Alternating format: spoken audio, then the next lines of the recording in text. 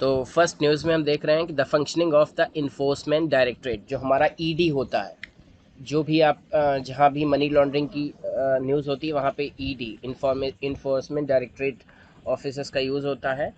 ये हमारे polity and governance के सिलेबस में आता है। The PMLA was brought in to prevent parking of money outside India, मतलब हमारे देश के मनी को आउटसाइड इंडिया ले जाने के लिए PMLA को बनाया गया है। To trace out layering and the trail of money, money की ट्रेल को पकड़ने के लिए। The ED got its power to investigate these crimes under section 48 and 49 of the act. तो एक्ट के कौन से सेक्शन के थ्रू ये इन्वेस्टिगेट कर सकता है ईडी? ये है सेक्शन 48 और 49।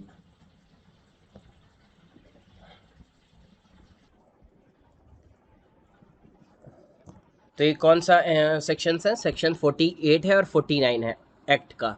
ठीक है, उसके बाद आता है हमारा when ever any offence is registered by A local police station which has generated proceeds of crime over and above 1 crore. अगर 1 करोड़ से ऊपर का कोई भी क्राइम हुआ है तो यहाँ पे ईडी इंटरफेस करेगी। ठीक है, ईडी जो है इंटरफेस जब भी करेगी जब आपका कोई भी क्राइम 1 करोड़ रुपए से ऊपर का होगा। The ED can also carry out search कर सकती है प्रॉपर्टी की, सीजर कर सकती है money and documents if it suspect money has been laundered. Laundered मतलब मनी लॉन्ड्रिंग आप सुनते हैं, एक जगह से दूसरी एक जगह से दूसरी जगह धन का हस्तांतरण, वो भी बिना टैक्स पे किए हुए मनी लॉन्ड्रिंग कहलाता है। तो which agency administers the prevention of money laundering act 2002। तो अभी तक हम देख रहे थे पीएमएलए, ये जो एक्ट आया है ये 2002 में आया हुआ है। ठीक है, तो prevention of money laundering act, जो भी मनी लॉन्ड्रिंग होता है जिसे कहते हैं हम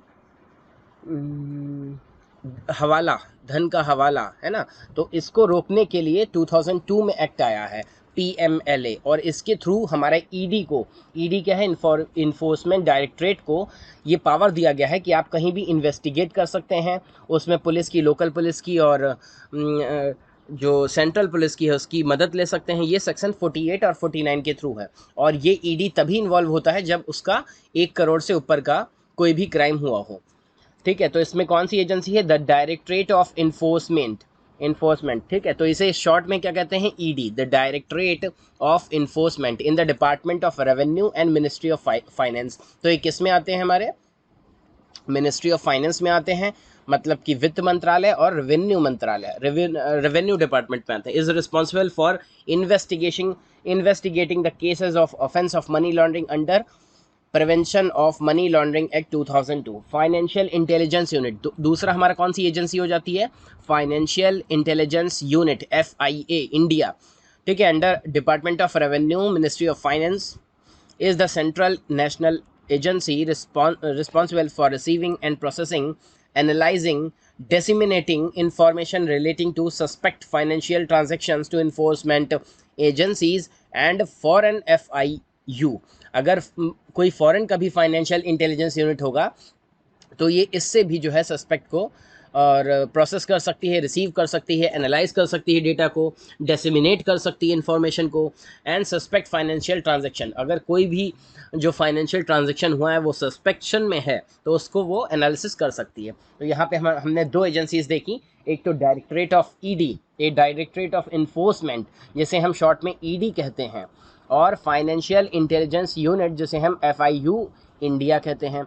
FIU India is also responsible for coordinating strengthening efforts of national and international intelligence. जो भी हमारा राष्ट्रीय और अंतर्राष्ट्रीय जो भी इंटेलिजेंस होती है इसका ये इन्वेस्टिगेशन के लिए ये रिस्पॉन्सिबल है। And information agencies is pursuing the global efforts against money laundering and related crimes. ठीक है, इससे रिलेटेड जो भी क्राइम होंगे, धन का हवाला होगा, जो भी इस पर ग्लोबल एफर्ट चल रहे होंगे, मतलब विश्व स्तरीय जितने भी ग्लोबल एफर्ट चल रहे होंगे वो इस पर संज्ञान ले सकता है।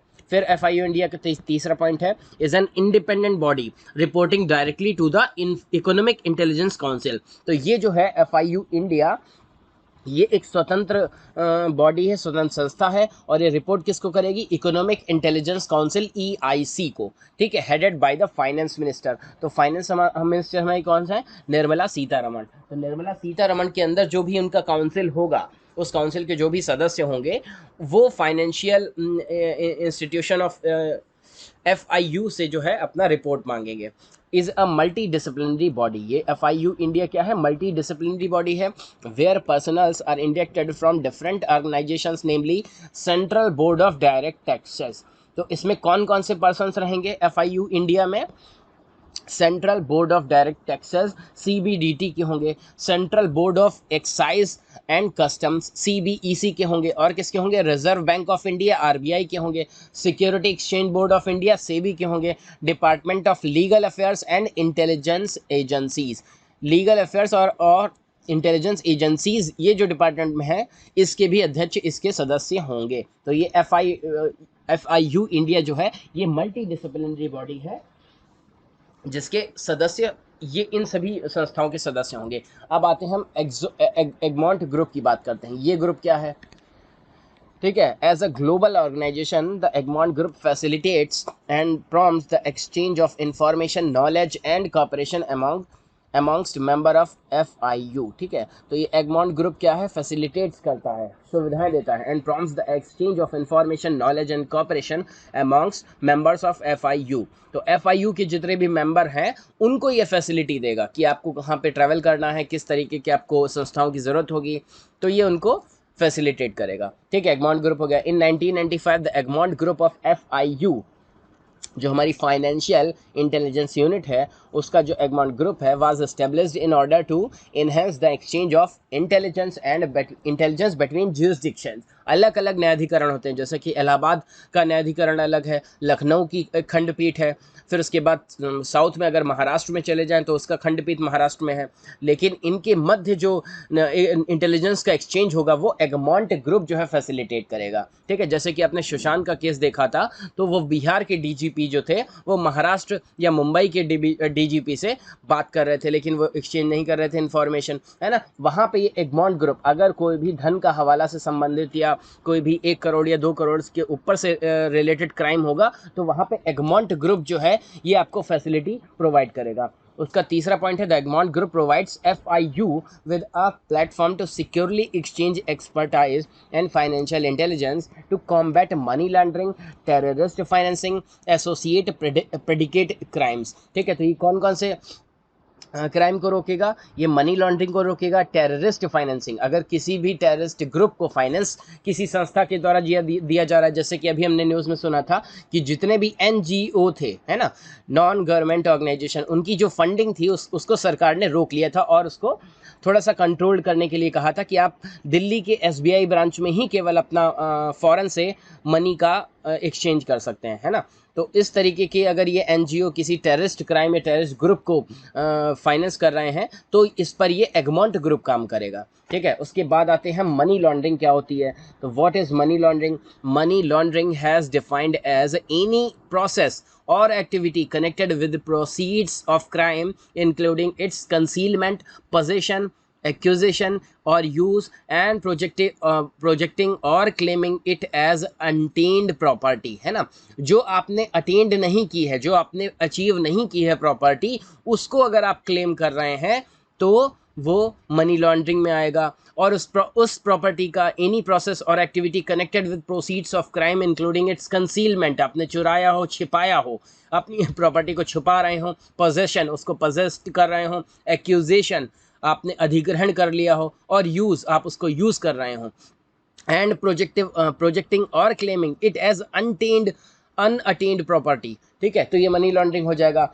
Proceeds of crime means any property derived or obtained directly or indirectly by any person as a result of criminal activity relating to scheduled offense, or the value of any such property where such property is taken or held outside the India। ठीक है, अगर आपने भारत में धन कमाया हो, उसको देश के बाहर ले जाके उसको इन्वेस्ट कर रहे हैं बिना टैक्सेस को पे किए हुए, तो ये मनी लॉन्ड्रिंग में आएगा। और ये क्रिमिनल एक्टिविटी में आएगा, ठीक है। Then the property equivalent in value held within the country और अब्रॉड, ठीक है, तो ये प्रोसीड्स में क्राइम में आएगा। Money laundering is the processing of criminal proceeds to disguise their illegal origin, है ना। वो इलीगल ओरिजिन को डिस्गाइज करने की कोशिश करते हैं। जैसे कि मान लीजिए अडानी ग्रुप ने अपने किसी बिजनेस से 10 करोड़ रुपए कमाए और उन 10 करोड़ पर 3 करोड़ रुपए उसे टैक्स पे करना था, लेकिन वो टैक्स पे उन्होंने नहीं किया और उसको बाहर किसी अपनी सब्सिडरी ब्रांच में इन्फ्यूज़ करा जहां पर टैक्स उन्हें नहीं पे करने थे, ठीक है। तो इस तरीके के धन के हस्तांतरण को मनी लॉन्ड्रिंग कहा जाएगा, है। जैसे कि आपने सुना होगा पनामा पेपर्स लीक हुआ था जिसमें ऐश्वर्या राय बच्चन का नाम आया था। फिर अभी एक रिसेंटली पेपर्स लीक हुए हैं जहाँ पे सारे रिपोर्टर्स ने एक रिपोर्ट तैयार की थी जिसमें इंडिया के जितने भी करोड़पति अरबपति हैं उनके जो प्रॉपर्टीज़ हैं आउटसाइड इंडिया या फॉरेन में बिना टैक्स पे किए हुए उनकी जो लिस्ट थी वो भी अभी लीक हुई थी। तो इसी तरीके की जो लिस्ट होती हैं ये मनी लॉन्ड्रिंग के अंतर्गत जितने भी अरबपति करोड़पति होते हैं उनकी लिस्ट होती है। और ये ईडी इन्फोर्समेंट डायरेक्टरेट और हमारा एगमॉन्ट ग्रुप और फाइनेंशियल इंटेलिजेंस यूनिट इन सभी चीज़ों को हैंडल करती है, ठीक है। तो अगला पॉइंट हम देखते हैं 3 स्टेजेस और process of money laundering. 3 stages कौन सी हैं? एक पहला तो है placement, introducing illegal funds in the financial system by breaking up large amount of cash into less conspicuous smaller sums which are deposited directly into bank account or by purchasing a series of instruments such as checks, bank drafts etc, ठीक है। तो क्या कर रहे हैं हम? किसी भी इलीगल फंड को हम इंट्रोड्यूस कर रहे हैं किसमें? हमारे फाइनेंशियल सिस्टम में इलीगल फंड को हम इंट्रोड्यूस कर रहे हैं by breaking up large amounts. मतलब बाहर से अगर 1000 करोड़ रुपए इलीगल रूप से आ रहा है और उसको हम बाय कैश, बाय चेक और बाई चेक या किसी और तरीके से हम अपने फाइनेंशियल सिस्टम में इंट्रोड्यूस कर रहे हैं तो वो क्या हो जाएगा? इसे प्लेसमेंट कहा जाता है। 3 stages of process of money laundering होती हैं, उसमें पहली जो स्टेज है हमारी वो प्लेसमेंट है कि इलीगल फंड को कैसे हमने प्लेस किया हमारे इंडियन फाइनेंशियल सिस्टम में, ठीक है, into a bank account or by purchasing a series of instruments such as checks, bank drafts, which are then deposited into one or more accounts or at another location, ठीक है। तो यही कार्य हो रहा था आपके एनजीओ के द्वारा और ये अभी रिसेंटली बिल जो पास हुआ है जिसमें एनजीओ की फंडिंग फॉरेन जो भी बैंक अकाउंट से ट्रांजैक्शन होता था वो किसी अन्य बैंक में अब ट्रांजैक्शन नहीं होगा बल्कि दिल्ली की एसबीआई ब्रांच में ही एनजीओ अपना फंड रिसीव कर सकते हैं, ठीक है। तो ये मनी लॉन्ड्रिंग को रोकने के लिए और टेररिस्ट फाइनेंसिंग को रोकने के लिए ही ये स्टेप उठाया गया था। अब इसमें दूसरा स्टेप क्या होगा हमारा मनी लॉन्ड्रिंग में? तो ये हो जाएगा layering. In this stage continuous conversion of or movements of funds takes place within the financial system. इनका कॉन्टिन्यूस कन्वर्शन होता रहता है और मूवमेंट ऑफ फंड को मूव भी करते रहते हैं ये, है ना। ये एक जगह पर धन को एकत्र करके नहीं रखते हैं, उस इलीगल फंड को ये मूव करते रहते हैं। Takes place within the financial system, जो भी हमारा अर्थव्यवस्था है उसमें इस पैसे को ये मूव करते रहते हैं through numerous accounts to hide their true origin. अपने ट्रू ओरिजिन को छुपाने के लिए कई विभिन्न प्रकार के अकाउंट्स में इसको हस्तांतरित करते रहते हैं and to distance them from their criminal sources, जो क्रिमिनल सोर्स के थ्रू आया हुआ है। जैसे मान लीजिए कि दाऊद इब्राहिम ने इंडिया में अपना काला धन फाइनेंशियल सिस्टम में इंक्लूड करना चाहे तो वो अपना ओरिजिन छुपाना चाहेगा, क्योंकि अगर गवर्नमेंट ने जान लिया कि ये दाऊद इब्राहिम का पैसा है तो वो तुरंत सीज करके इसको फाइनेंशियल सिस्टम से बाहर निकाल देगा या फिर उसको इंक्लूड कर लेगा, है ना। वो आरबीआई और एफआईयू पे डिपेंड करता है, लेकिन वो चाहेगा अगर तो अलग अलग अपने जितने भी उसके कलीग्स हैं उनके थ्रू, बैंक अकाउंट्स के थ्रू वो उसको इन्फ्यूज़ करना चाहेगा। तीसरा इसमें स्टेप आता है integration. After the first 2 stages the funds reach legitimate economy, है ना। पहले 2 स्टेप जब हो जाते हैं तो जो तीसरे में है इंटीग्रेशन, तो ये जो इलीगल फंड्स हैं वो लेजिटिमेट इकोनॉमी में इन्फ्यूज़ हो जाते हैं after getting inseparably mixed within the legitimate money. मतलब कि वाइट मनी के साथ ये ब्लैक मनी मिलकर लेजिटिमेट बन जाता है, earn through legal sources of income.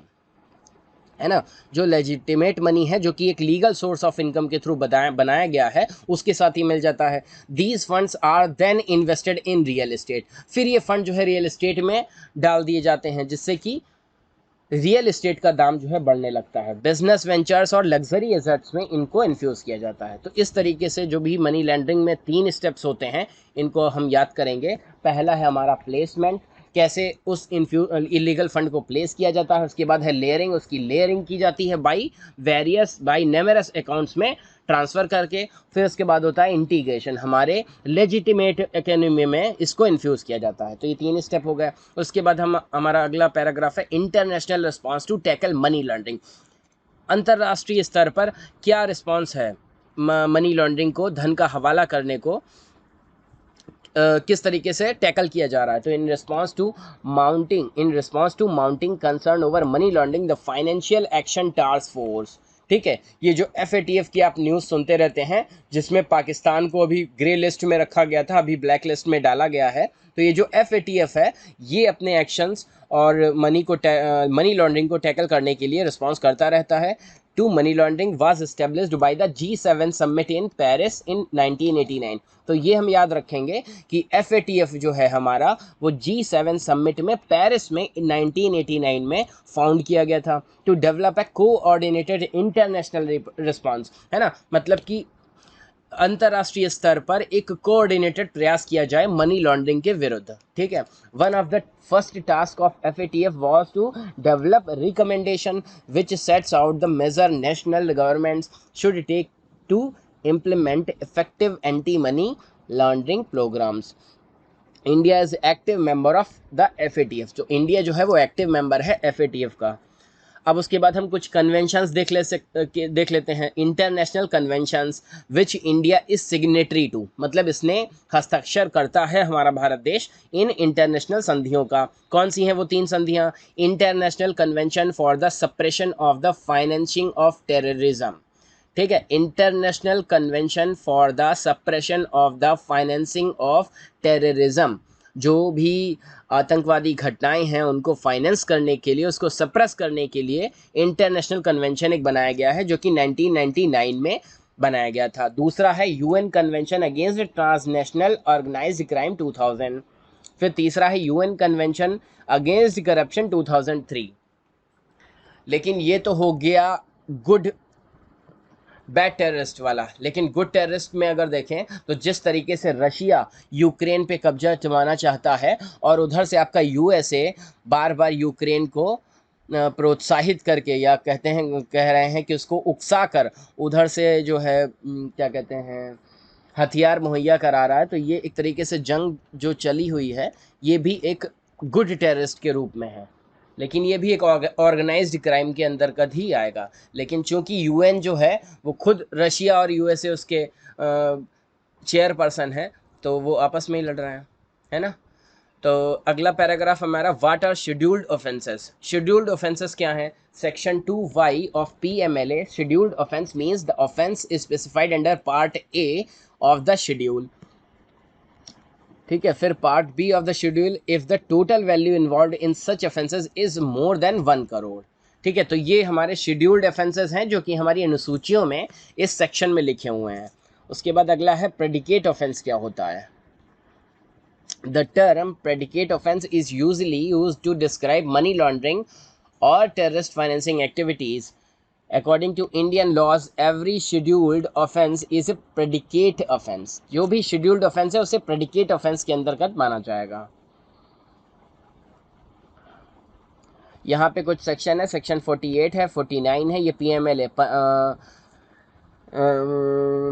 PMLA the officers of Directorate of Enforcement have been given powers to investigate cases of money laundering, ठीक है, इनको पावर्स दी गई है सेक्शन में। तो ये आप 3 सेक्शंस पढ़ सकते हैं। फिर डेजिग्नेटेड अथॉरिटीज़ कौन सी हैं इस एक्ट के अंतर्गत? कौन सा हमारा एक्ट? PMLA act. फिर उसके बाद ये अथॉरिटीज़ हो गई। फिर what are the powers of the authority under PMLA, तो क्या क्या अथॉरिटी है? डिस्कवरी, इंस्पेक्शन कर सकते हैं, enforcing the attendance of any person, ठीक है, compelling the production of records, receiving evidence on affidavits, affidavits में एविडेंस को रिसीव कर सकते हैं, issuing commissions for examination of witnesses and documents, ये सभी कार्य जो है कर सकते हैं। तो इस तरीके से what are the powers available to investigating officer under the act, जो इन्वेस्टिगेट कर रहा होगा ऑफर्स उसके पास क्या पावर्स होंगी, तो इन पावर्स को हम देख सकते हैं। फिर एपेलेट ट्रिब्यूनल क्या होता है, एपेलेट ट्रिब्यूनल के बारे में देखें। The appellate tribunal constituted under smugglers and foreign exchange manipulators for fighter of the property act 1976। तो ये स्मगलर्स और फॉरेन एक्सचेंज मैनिपुलेटर्स के लिए ये एपेलेट ट्रिब्यूनल बनाया गया है ना। अच्छा, appeal has to be filed within a period of 45 days from the date of receipt of a copy of the order made by the adjudicating authority. An adjudicating authority shall consist of a chairperson or 2 other members. तो इस तरीके से हम appellate tribunal को देख सकते हैं। Contracting state को हम देख सकते हैं क्या क्या है, कॉन्ट्रैक्टिंग स्टेट्स के बारे में क्या है। तो इस तरीके से इन नोट्स को आप मदद ले सकते हैं किस टॉपिक को पढ़ने के लिए। इसमें पूरा डिस्क्राइब किया गया हुआ है। ये यूपीएससी प्रीलिम्स प्लस आपकी यूपीएससी मेंस में आंसर राइटिंग के लिए जीएस पेपर 3 में इकोनॉमी में अगर आपका क्वेश्चन आ जाए कि व्हाट इज़ मनी लॉन्ड्रिंग और what are the responses to tackle these money laundering in international scenario, तो आप इसमें से आंसर को लिख सकते हैं। इसमें कई सारे फैक्ट दिए गए हैं। तो ये हमारा लेक्चर स्पेशली बेस्ड था मनी लॉन्ड्रिंग और फंक्शनिंग ऑफ इन्फोर्समेंट डायरेक्टरेट, जिसे हम ईडी कहते हैं, जिसका आपने नाम अभी रिसेंटली सुशांत मर्डर केस में सुना होगा, या फिर ईडी का नाम हम सुनते रहते हैं। अभी ईडी का छापा वहाँ पे शिवसेना की सरकार के स्पीकर जो थे उनके घर पे भी पड़ा हुआ है। तो ईडी का यही काम है, जहाँ पे मनी लॉन्ड्रिंग हो रही हो, जहाँ पे इलिजिटिमेट मनी का इन्वॉल्वमेंट हो, वो भी 1 करोड़ रुपए से ज़्यादा का, तो वहाँ पे ईडी जो इन्वॉल्व होती है। इस लेक्चर में हमने ईडी के बारे में सब कुछ पढ़ा हुआ है और आप इसकी डिटेल स्क्रीनशॉट ले सकते हैं। तो इस लेक्चर को इतना रखते हैं, धन्यवाद।